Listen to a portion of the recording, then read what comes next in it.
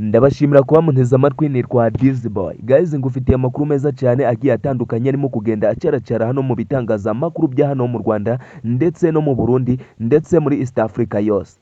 Guys, niba aribwo bwa mbere wasura ino channel yacu dukande subscribe utwereke akazogera, ni ibintu byiza cyane. Guys, nkufitiye amakuru meza cyane rero ku muhanzi Kidum Kibido, mwamukunze muri benshi cyane hano mu gihugu cy'u Rwanda.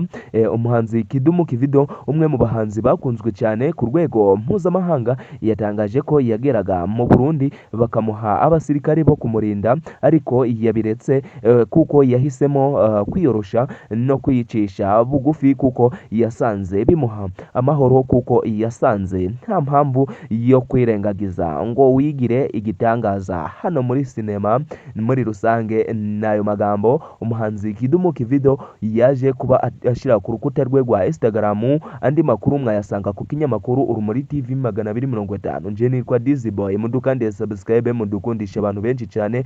Niba wishimiye ino video, niba utegereza n'indi video, twandikire muri comment utubwire ngo dukorere kuri iki cyamamare. Nitwa Dizzyboy, uyu yari Kidum Kibido. Ndabakunda cyane. Ciao ciao.